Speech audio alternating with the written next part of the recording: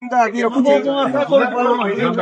ସାଂସଦ ଏହା ପୂର୍ବରୁ ଟିକକ ପୂର୍ବରୁ ପ୍ରେସମିଟ୍ ରଖି ସେ କହିଥିଲେ ଯୋଉ ସ୍ୱାମୀ ଲକ୍ଷ୍ମଣାନନ୍ଦ ନାମକରଣ କରାଯାଇଛି ଏକ ସ୍ୱାଗତଯୋଗ୍ୟ ପଦକ୍ଷେପ। ଏଇଟା ଆଦିବାସୀ ମାନଙ୍କର ଏଠି ସମସ୍ତଙ୍କର ମାନେ ମତ ନିଆଯାଇଥିଲା ବୋଲି ଲୋଡା ଯାଇଥିଲା। ଆଉ ସେଇଟା ଠିକ ଜିନିଷ ବୋଲି କହୁଛନ୍ତି। ଆଉ ଯୋଉମାନେ କରୁଛନ୍ତି ବିରୋଧ କରୁଛନ୍ତି ସେମାନେ ବିଭ୍ରାନ୍ତକର ତଥ୍ୟ ଦଉଛନ୍ତି ଆଉ ଲୋକଙ୍କ ମତିଭ୍ରମ କରୁଛନ୍ତି। ଯୋଉମାନେ ତାହାକୁ ସପୋର୍ଟ କରୁଛନ୍ତି ଲକ୍ଷ୍ମଣାନନ୍ଦ ସରସ୍ୱତୀଙ୍କ ନାମରେ ନାମକରଣ କରାଯାଉ ବୋଲି ସେମାନେ କିଏ? ସେମାନେ ଆପଣ ମାନେ ଚିହ୍ନାନ୍ତି ବୋଧେ, ଆମେ ଭଲରେ ଚିହ୍ନିଛୁ।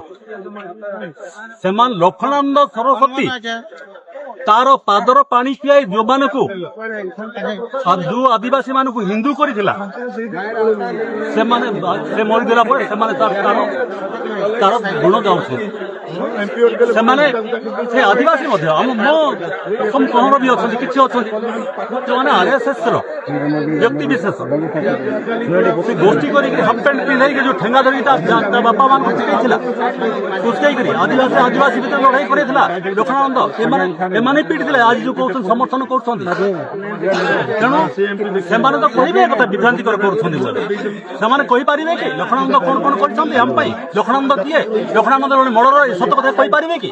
ଲୁଚିକି ଆମ ଜିଲ୍ଲାରେ ଆସିକି ବୁଝିଲେ ଏ କଥା କହିପାରିବେ କି? ହିନ୍ଦୁ କିଷାନ ଧର୍ମୀୟ ଭାବନାଟାକୁ ବିଭ୍ରାନ୍ତି କରିଛନ୍ତି, ଏ କଥା କହିପାରିବେ କି? ହିନ୍ଦୁ କିଷାନ ଭିତରେ ମାଡ଼ ଗୋଳ କରିଛନ୍ତି, ସେ କହିପାରିବେ? ସେମାନେ ଆଦିବାସୀ ମାନେ ହିନ୍ଦୁ କରିଛନ୍ତି ବୋଲି କହିପାରିବେ କି? ଏମାନେ ତ ମୂର୍ଖ ଗୁଡାକ। ଆଦିବାସୀ ମାନେ ଆମେ ହିନ୍ଦୁ କରୁଛନ୍ତି। ଶିଶୁ ଦେଖ ତମେ କିଏ?